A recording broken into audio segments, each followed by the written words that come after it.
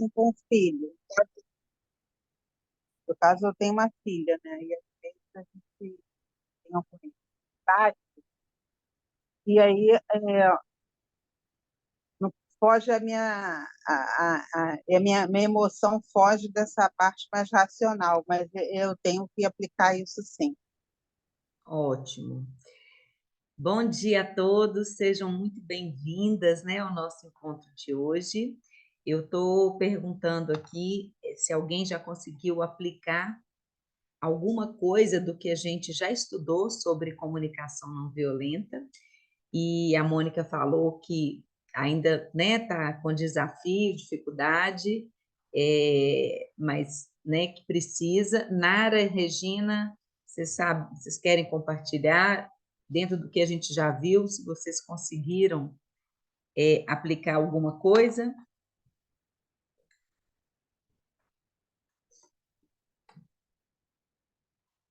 Nara, Regina, não? Não querem? Está me ouvindo, Daniela? Estou sim. Assim, aplicar ainda não, mas eu já fiquei mais consciente, porque às vezes eu respondo muito no impulso. Aí eu percebi assim, nossa, eu sou impulsiva. Então eu tenho parado, refletido um pouquinho mais. Isso eu achei que foi tão positivo. Às vezes eu Muito, respondo de imediato e sai a coisa como eu não gostaria. Depois eu arrependo. Por que eu fui falar isso? Então, foi positivo nesse sentido, assim, entendeu? muito bom, muito Precisa de um bom. treino, né? Até um Sim, cuidado maior, né? Mas muito bom, assim. mas só de estar atenta, né, Nara, É, já é maravilhoso, é, muito bom. Nós começamos, né, a falar sobre a comunicação não violenta no nosso último encontro. Nós falamos, né, que a comunicação não violenta é aquela comunicação que busca fazer com que as pessoas se comuniquem com compaixão, e que a compaixão é algo que é natural do ser humano e que, por algum motivo, ela é bloqueada na hora de se comunicar. E isso prejudica a comunicação, né? Falamos que existem 4 componentes, né? A CNV ela se baseia em 4 componentes. O primeiro é a observação, o segundo é você identificar o seu sentimento, o terceiro é você entender qual necessidade sua está sendo ou não atendida, e o quarto componente é o pedido, né? O que eu preciso para fazer com que a minha vida, qual bem da vida eu necessito para que eu possa ficar bem, para que a minha vida possa fluir.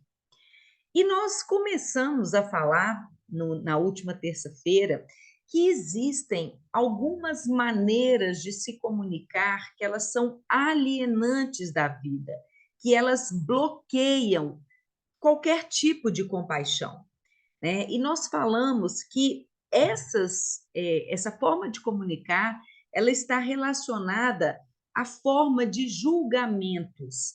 Então, toda vez que eu rotulo, que eu analiso, que eu critico, que eu julgo, que eu... Quer ver, tem uma lista aqui que eu acho que é muito bom a gente sempre estar revendo, para a gente entender o quanto é abrangente, as ações que fazem com que a gente se coloque na posição de agressividade, né? E que muitas vezes a gente não se dá conta. Então, toda vez que eu culpo, que eu insulto, que eu deprecio, que eu rotulo, que eu critico, que eu comparo, que eu analiso, eu estou julgando, eu estou fazendo um juízo de valor, né? Na verdade, um juízo moral, né, sobre algo. Eu estou analisando ou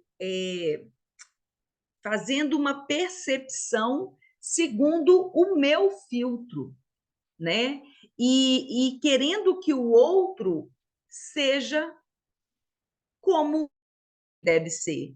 Toda vez que eu critico, eu estou falando, olha, você agiu errado segundo o que eu acho que é certo. Então você está errado. Ou então eu estou analisando aquela situação, isso aí está totalmente errado. É um absurdo isso, porque aquilo está em desacordo com o meu juízo de moral sobre aquele assunto.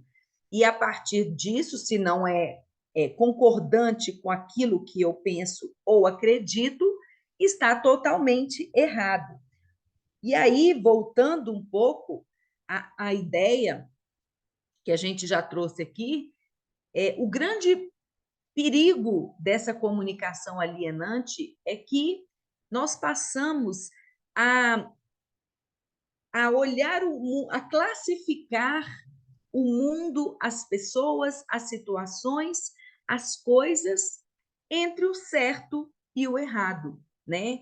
De modo que o que é certo é bom, o que é errado é ruim, né? Ou seja, o que é certo eu vou valorizar e o que é errado eu estou autorizada a punir. Esse é o grande problema. É que a partir do momento em que você. Bom dia, Vânia e Kátia. A partir do momento que você começa a classificar tudo na sua vida entre certo e errado, você começa a ir definindo o que precisa e merece punição, julgamento e punição, e o que não merece e não precisa, segundo o que? O seu juízo moral, né? E isso faz com que nós fiquemos à mercê do valor do outro, né? Do que ele acredita que é bom ou que é ruim. E isso é muito perigoso, né? Nós trouxemos aí o exemplo do Hitler, né? É lógico que existem várias pessoas, mas é muito arriscado você estar sendo classificada entre certo e errado. E nós fazemos muito isso na nossa vida, né, gente?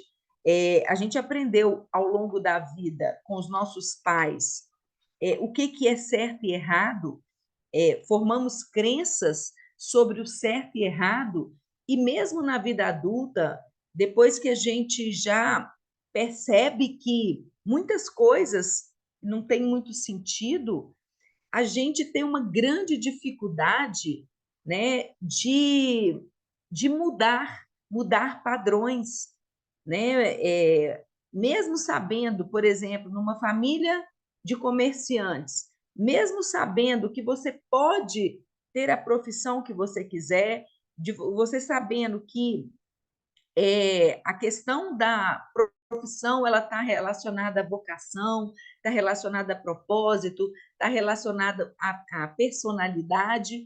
Muitas vezes você tem dificuldade de buscar uma outra profissão, porque você sente que você está aprisionado ali, que o certo é você ser comerciante e não você. E errado seria você buscar uma outra profissão. E aí são aí que os conflitos começam e a gente muitas vezes não entende o que acontece dentro da gente, que a gente não está bem, que a gente está angustiada, que a gente está cheia de questões.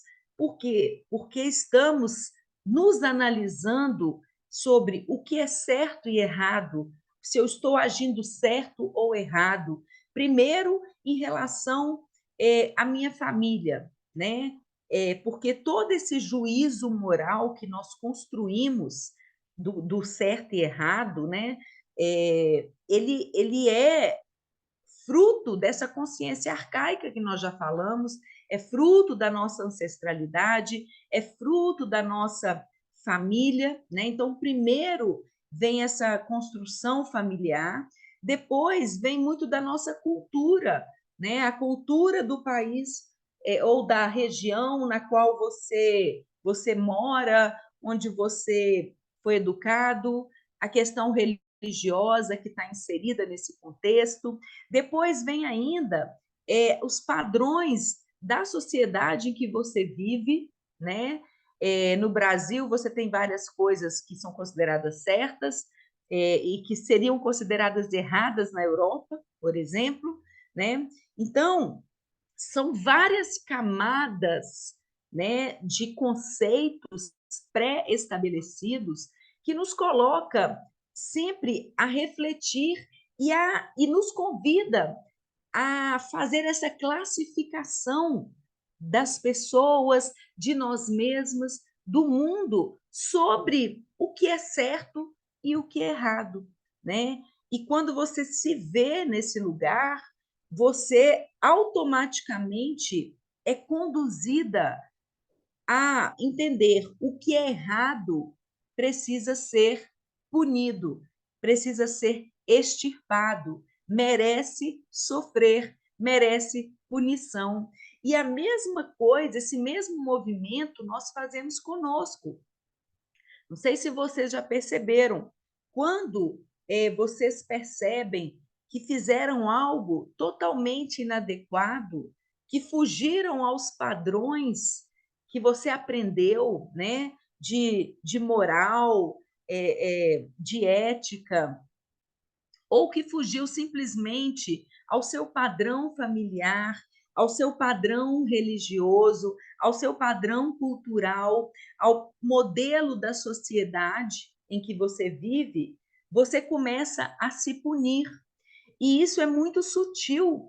Muitas vezes, quando você não está tendo os rendimentos financeiros, para trazer uma coisa mais palpável e mais grotesca, aos padrões financeiros da sua família, aos padrões financeiros que a sociedade considera o mínimo, né, para você ser uma pessoa respeitável, né? Olha que loucura.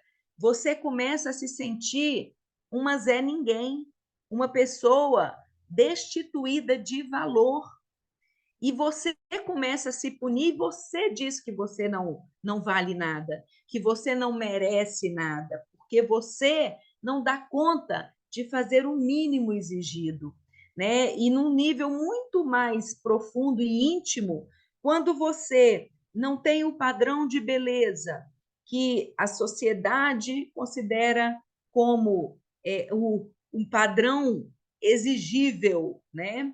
Quando você não tem um padrão, eu vejo muito assim, a minha família, nós temos muito um nariz mais fino, né? E aquele primo, aquela família que não tem nariz fino, eles se sentem feios, sentem que tem alguma coisa errada, os primos brincam, gozam, ou seja, isso está tão inserido e arraigado na nossa, né, na cultura, muitas vezes dentro da própria família, que você começa a se sentir inadequado por uma comparação, né? E começa a se julgar como não pertencente, como não faço parte. E aí, com isso, você cria internamente um problema para você. Você mesmo já se classifica como não, eu não sou, não estou dentro do padrão, então eu não sirvo. Então eu não posso ser considerado dessa maneira, né? Então, gente, é tão sutil, né?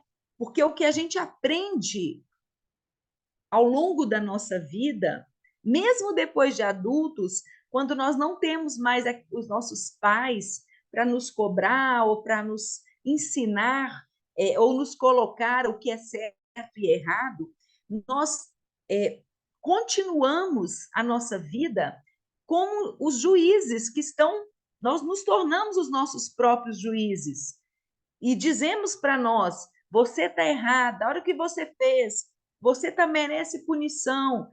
E aí, nessa dinâmica, a gente continua nos classificando como certas e erradas, nos julgando, nos condenando e nos punindo.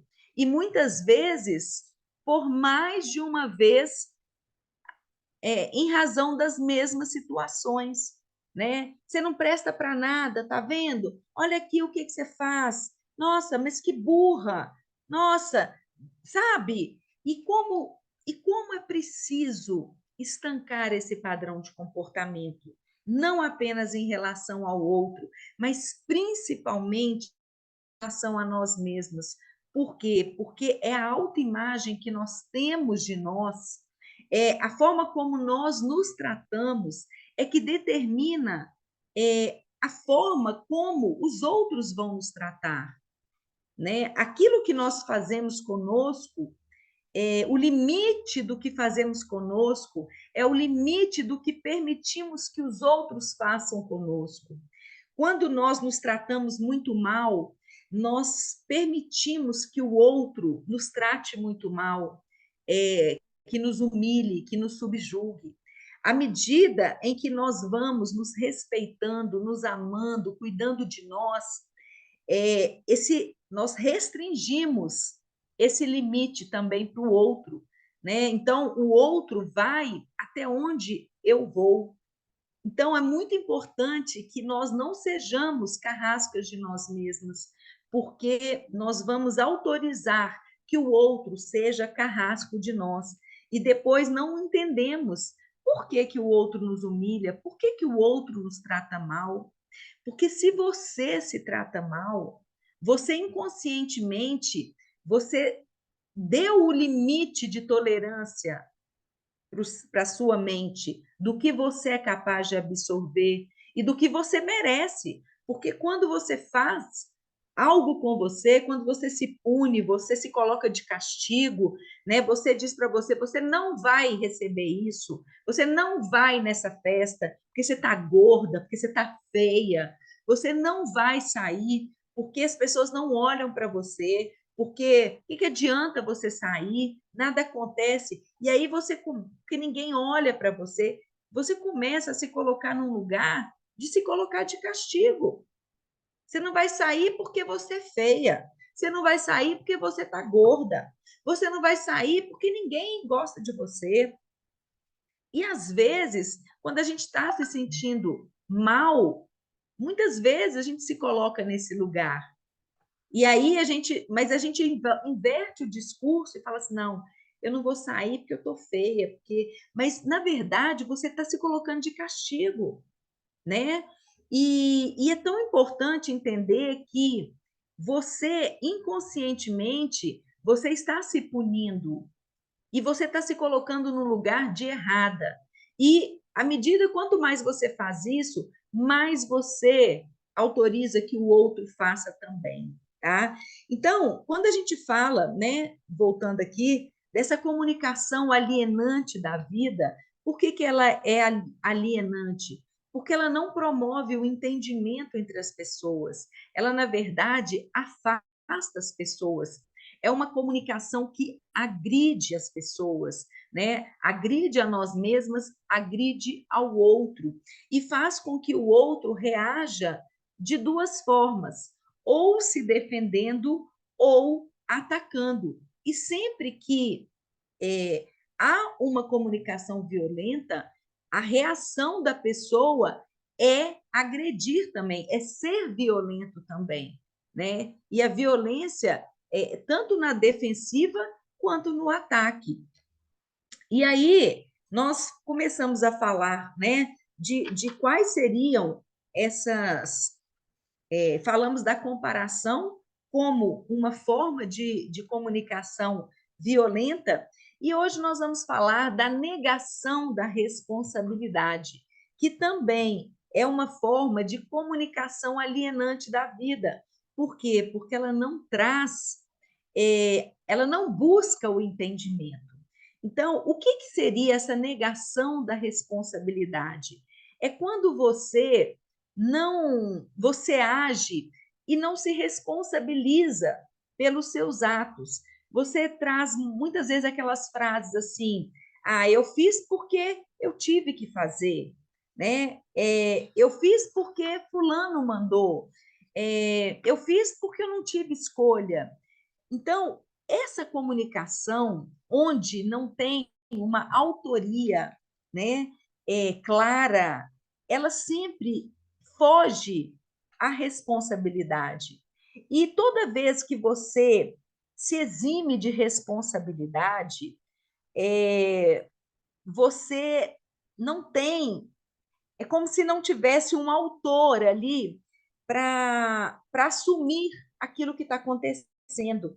Eu lembro que quando eu não sei se foi naquele livro, eu acho que foi no livro O Jeito Harvard de Ser Feliz, que a gente estava estudando, o que eles fizeram? Eles separaram grupos de estudantes de direito e eu lembro que eles colocaram pessoas como carcereiras de celas. E eu só sei, eu não vou lembrar exatamente o exemplo, mas eu sei o seguinte, que quando eles faziam isso, né, anonimamente, não era identificado quem seria o carcereiro da cela, o grau de os carcereiros, o grau de violência e de agressividade era infinitamente maior quando era dito e declarado quem eram as pessoas. Ou seja, sempre que as coisas são anônimas, é como se você autorizasse algum nível de violência, algum nível de erro, sabe? Por quê? Porque se ninguém vai ser responsabilizado por aquilo, né? Eu posso fazer. Vocês já repararam que quando um caminhão tomba e a carga abre, tem um tanto de saque. Aquilo é roubo, né? Aquilo é ilegal.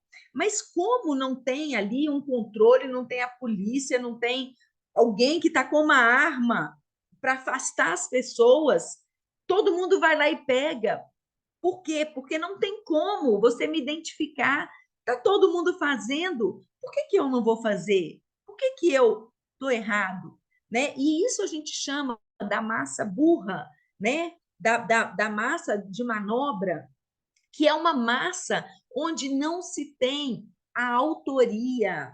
Toda vez que você não tem como responsabilizar alguém, as maiores atrocidades são feitas. E aí ele traz o exemplo, né, muito interessante, de que foi feito quando um coronel lá, ele foi aqui, ó, quando o coronel do nazista Adolf Eichmann, ele foi para o tribunal por crime de guerra, né? As respostas que ele tinha era que ele teve que fazer isso, que foram ordens superiores. Ou seja, quando você não tem, você se exime, como se você não tivesse participando daquilo, você é como se você tivesse autorizado a fazer algo com um nível maior de crueldade. Então, tirar a responsabilidade, né? Então, por exemplo, quando você pensa, e é isso que a gente questiona, milhares de alemãos, né, cometeram as maiores atrocidades sem parar para analisar quanto aquilo fazia sentido.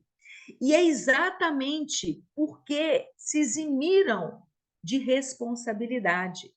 Quando você faz algo mandado, né, você não pensa o que aconteceu, você não faz ali a sua análise ética e moral, né? Então, você se exime completamente da responsabilidade. Só que nós somos responsáveis por tudo que fazemos, inclusive diante de uma ordem. Se não comungar com os nossos valores, se nos parecer errada, a gente tem o dever ético, moral, de dizer eu não vou fazer, né? Então, dentro do ambiente de trabalho, alguém te manda fazer algo errado e você faz, você é cúmplice, você é conivente e você será punido por aquilo, né? Então, isso na lei já está previsto, na lei dos homens, né? na lei do direito, quanto mais na lei ética e moral, que não é aquela lei escrita, né? Então, ele traz que toda vez que a gente usa de artifícios para nos eximir de responsabilidade, nós estamos com uma comunicação alienante. Por quê? Porque se não sou eu o responsável, eu não tenho que melhorar, eu não tenho que tomar consciência, eu não tenho que ter uma conduta assertiva. E aí ele traz vários exemplos, como, por exemplo, limpei meu quarto porque tive de limpar, né? Como se forças obscuras e impessoais tivessem mandado você limpar. Não, eu limpei porque eu vivo dentro de uma casa e eu preciso de fazer a minha parte, ou eu preciso de manter organizado e limpo o ambiente onde eu durmo, né? Depois, bebo porque sou alcoólatra, né? Nessa condição, avaliação histórico-pessoal ou psicológico. Ou seja, isso é uma justificativa para se beber? Né? Ou seja, não, eu bebo porque eu sou alcoólatra. Ou seja, é uma condição, essa condição pessoal minha é que faz com que eu beba. Não é a minha falta de autocontrole, a minha falta de busca de ajuda, a minha falta de autorresponsabilidade para com a minha vida. É porque eu sou alcoólatra. E aí, o que eu vou fazer com isso? É a minha condição.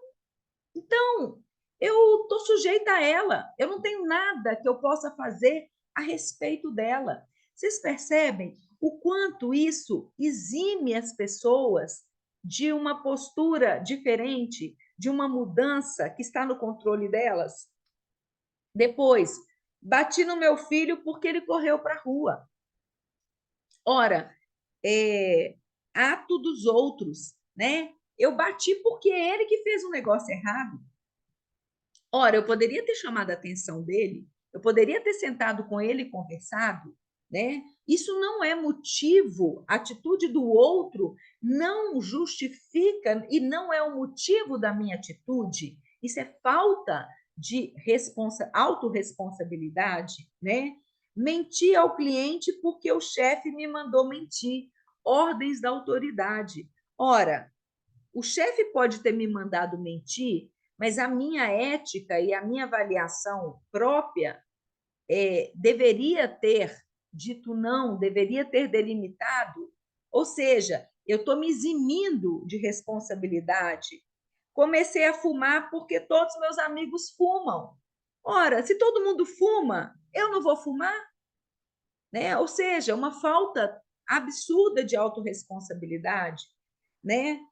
Preciso surpreendê-lo por causa dessa infração. É norma da escola. Preciso suspendê-lo por causa dessa infração. É norma da escola. Ou seja, você aplica as coisas porque é norma, sem você avaliar a circunstância, o caso, a medida, né, daquela, se a conduta é proporcional à repreensão.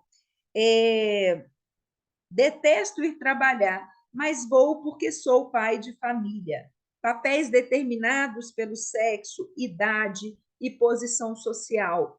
E me deu uma gana enorme de comer aquele doce. Ou seja, me deu uma gana, me deu uma loucura, né? Então, assim, são situações onde eu me eximo da responsabilidade, porque em todas essas situações, sou eu que estou agindo. E se sou eu que estou agindo, né, eu estou plantando sementes, eu estou escolhendo. Por mais que possam haver ordens superiores, existe aí uma decisão de fazer ou de não fazer. Você tem escolha. Se aquilo não está de acordo com os seus valores, né, o seu dever é dizer não.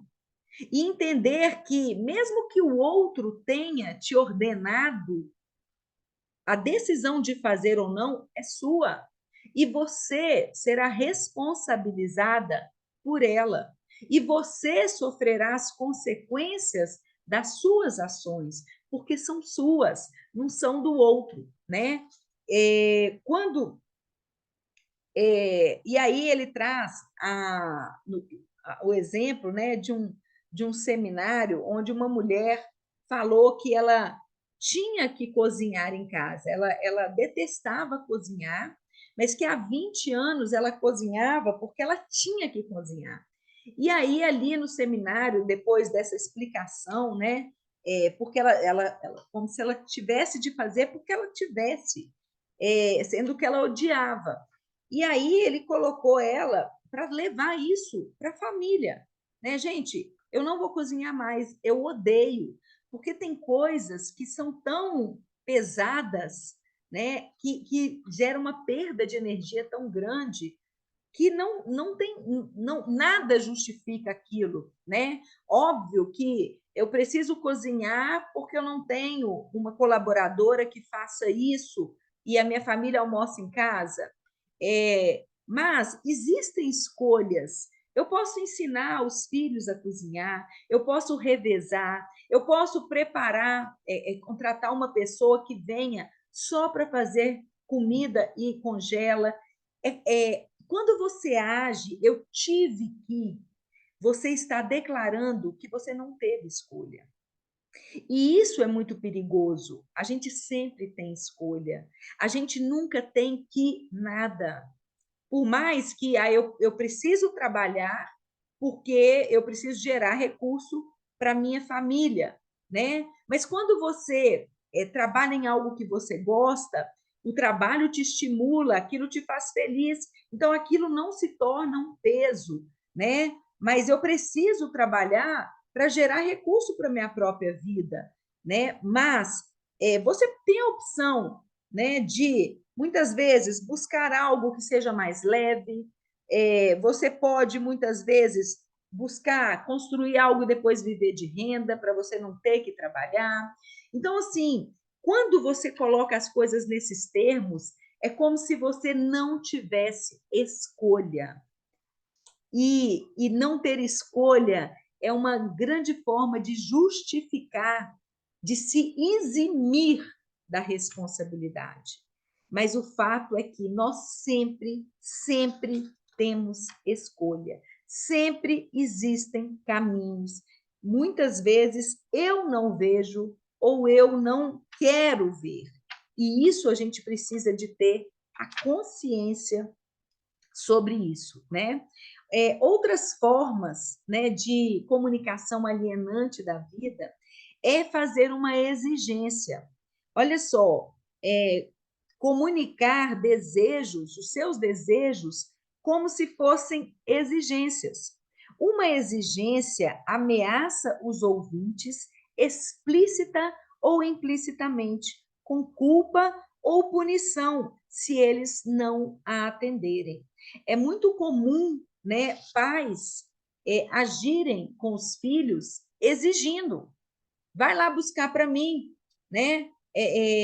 Se colocando como exigência, fazendo com que eles se sintam culpados, né? Ou com medo de serem punidos, no caso de não cumprirem as exigências. E nós vamos ver lá na frente que é isso que diferencia um pedido de uma exigência, né? O pedido você faz e dá à pessoa o direito de escolha, se quer, se vai ou não fazer. A exigência não. Se a pessoa não faz, ela é retalhada, né? E muitas vezes nós meio que mascaramos as nossas exigências como se fosse um pedido. E as pessoas depois ficam até com medo daquilo que nós pedimos, porque muitas vezes vem como um pedido inocente, e se o outro não faz aquilo que você gostaria, você fica com raiva, você trata mal, você já fica com uma distância, né? Então, é muito importante a gente focar em fazer pedidos e não em exigência. A comunicação alienante da vida também aborda o conceito de que certos atos merecem um prêmio e outros punição. Ou seja, se você faz aquilo que eu te exijo, você merece um prêmio. Mas se você não faz, você merece punição. Né? E isso é uma forma de comunicação alienante. A maioria cresceu usando uma linguagem que, em vez de nos encorajar a perceber o que sentimos e pensamos, nos estimula a rotular, a comparar, a exigir e a criticar. Né? Aprendemos desde cedo a afastar-nos do que se passa dentro de nós. Então, assim, quando a gente não consegue forçar as pessoas a fazer aquilo que nós queremos. E muitas vezes as pessoas não dão conta de dizer não e vão fazer as coisas por culpa, por medo, por vergonha, né? Ou por medo de serem punidas, né? E muitas vezes você já começa a criar e a de definir as ações que merecem elogio ou que merecem punição.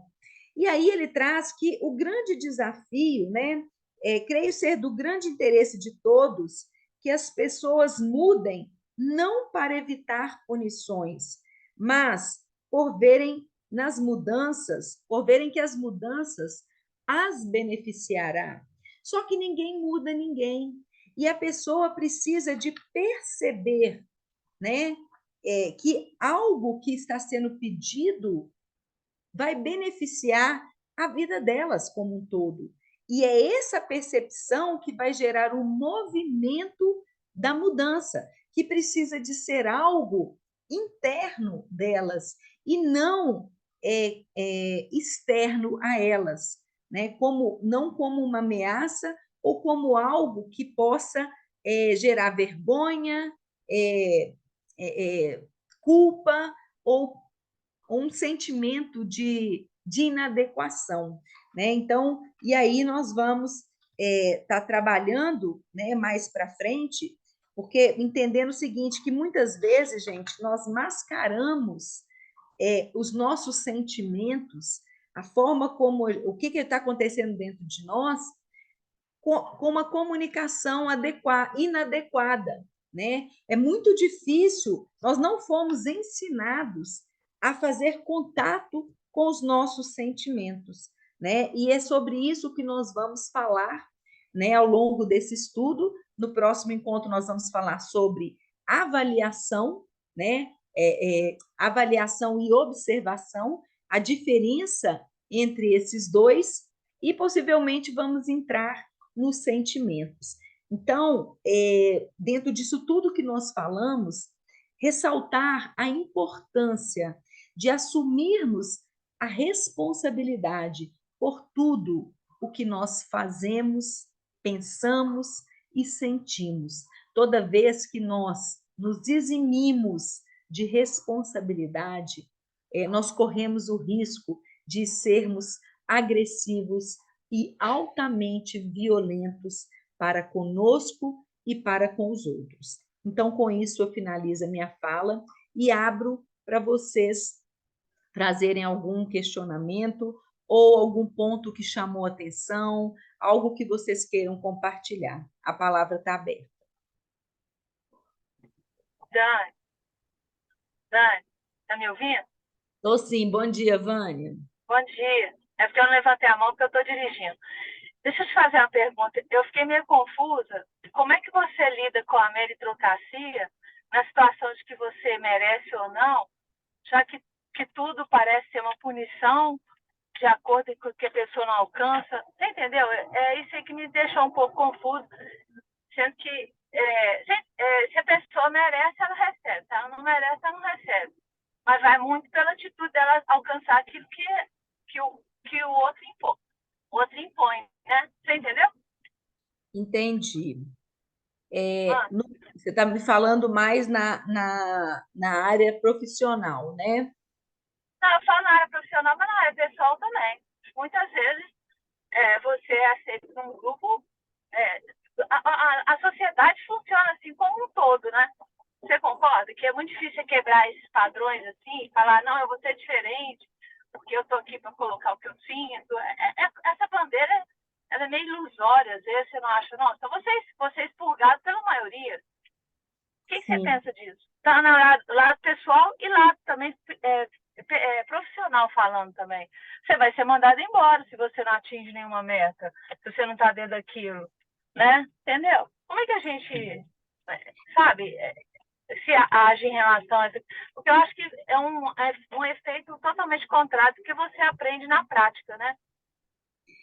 de certa forma, o que ele está trazendo aqui é que assim, as pessoas elas não mudam se elas não entenderem que aquilo vai gerar um benefício para elas, né?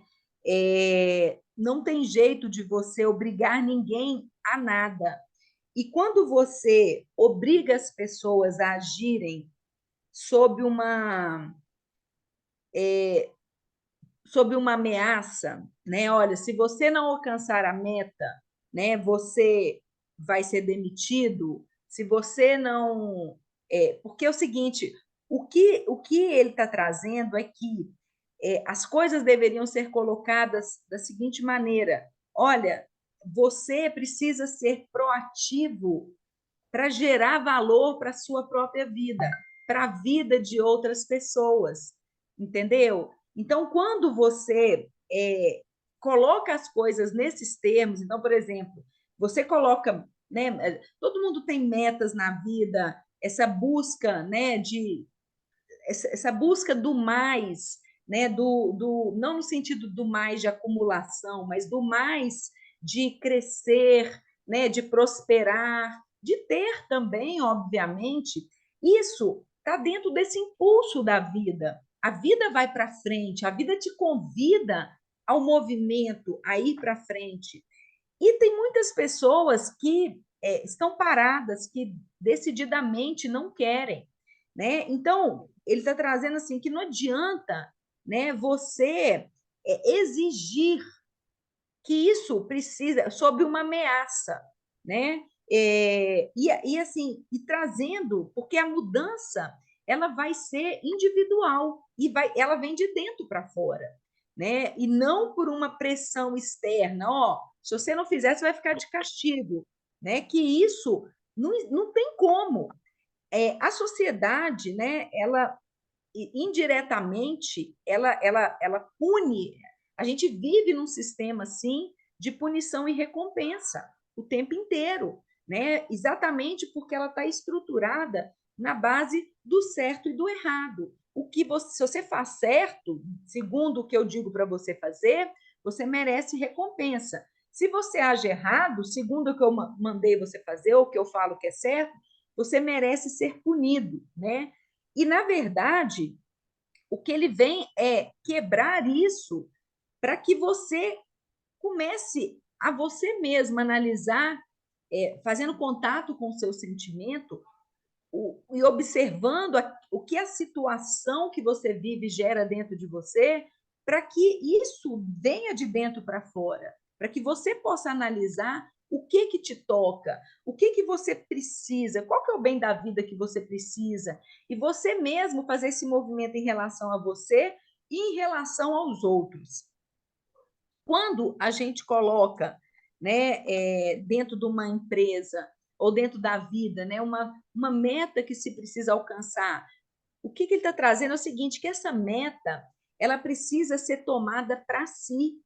Não adianta você pôr uma meta se a pessoa não quiser correr atrás, ela não vai correr, né? É óbvio que cabe a você o direito, olha, eu preciso que as pessoas que estejam aqui, elas tenham autoconsciência, que elas também desejem crescer, que elas também entendam que isso não é só para mim, né? É a grande questão das pessoas, de colaboradores que estão nas empresas, né? As pessoas acreditam que tudo que elas fazem é pelo empregador e que nada é para elas, né? Então, é uma falta de consciência muito grande.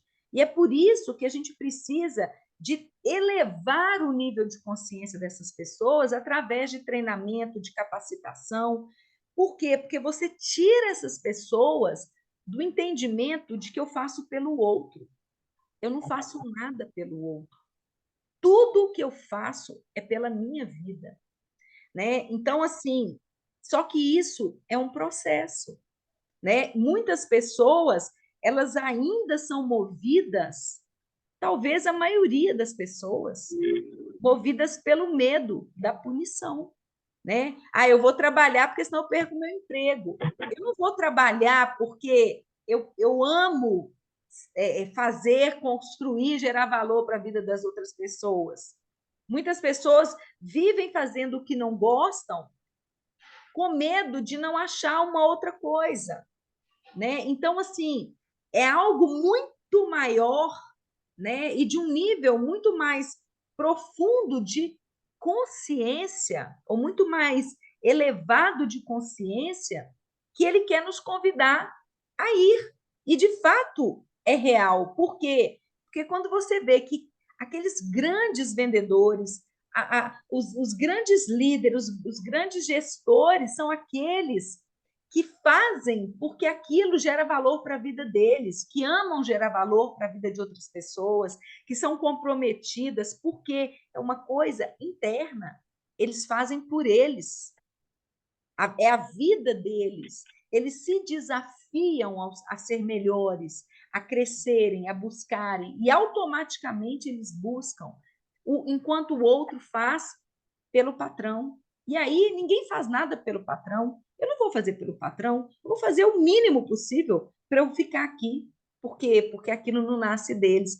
Então, realmente, é algo que, de uma tomada de consciência, que precisa ser construída, porque ninguém consegue fazer o outro se mover, a não ser que ele queira. Eu não sei se eu trouxe clareza, eu concordo com você e entendo que isso é um processo, é uma construção que precisa ser feita, né, na nossa própria vida, e da gente se perguntar por que eu estou fazendo isso? Por quê?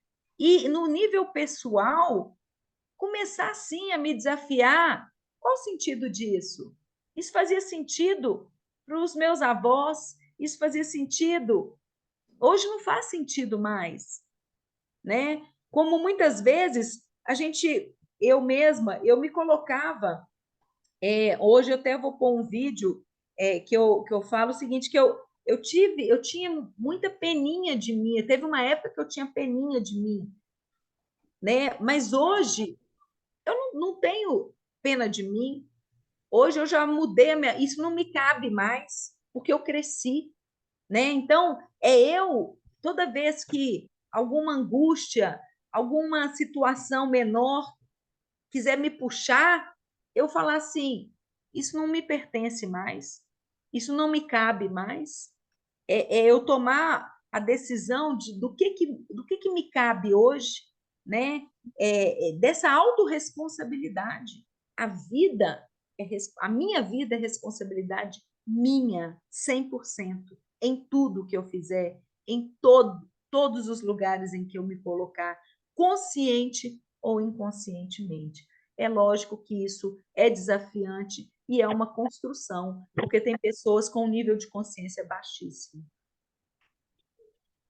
Eu acho, assim, ao mesmo tempo também instigante em relação a isso, porque quanto mais se aprofundar na comunicação, no modo de você passar isso para quem você está comandando, ensinando, assim, para poder ter uma nova visão, é estimulador, porque você sabe que essa educação já vem de um Brasil XYZ, de uma educação em casa, onde a gente, como empregador, sempre está querendo mal, e o outro é um coitado, e ninguém é coitado. Então, assim, isso é muito estimulante, que na hora que a pessoa enxerga quem ela é, né, já tudo muda na empresa, né? E quando você traz esse conceito de que, olha, é a sua vida que está passando enquanto você está aqui dentro. O que você está fazendo por ela? Você não faz nada por mim, você faz por você. Você que escolheu estar aqui, né? Então, é convidar a pessoa a refletir o quanto que estar aqui está agregando para você, o quanto que você está investindo em melhorar você, as suas habilidades, suas competências, né? É a gente convidar o outro a refletir sobre o que está movendo ele dentro daquele lugar, naquela postura. E aí você consegue sim elevar o nível de consciência da pessoa. E isso é maravilhoso, sim. Você tem toda a razão. Eu achei muito interessante essa fala sua em relação a convidar o outro a pensar diferente. Isso aí que é a grande chave para você fazer a gestão. Muito Obrigada. bom. Nada. Obrigada a você. Alguém mais, gente, quer comentar? Quer falar o que fez sentido, o que tocou? Não? Então, meninas, um ótimo dia para vocês. Vamos tirar uma fotinha, gente, para a gente registrar rapidinho? Vamos abrir essa janelinha aí? O que vocês acham? Todo mundo abrindo a janela para a gente registrar esse momento. Cadê? Cadê todo mundo? Nara? Cadê? Kátia aparecendo aí. Cadê você, Nara? Mamãe já saiu. Tem ginástica agora. Vamos lá, então. 2 e já. Mais uma. Ótimo. Pessoal, então, até a próxima terça. Esse estudo, esse livro, ele é maravilhoso. Então, vamos aqui ficar firmes no nosso estudo para a gente aprender bastante e mudar, melhorar a nossa comunicação. Então, uma ótima semana para vocês, gente. Beijo grande e o feriado, né? Amanhã, maravilhoso. Tchau, tchau. Um beijo, tchau.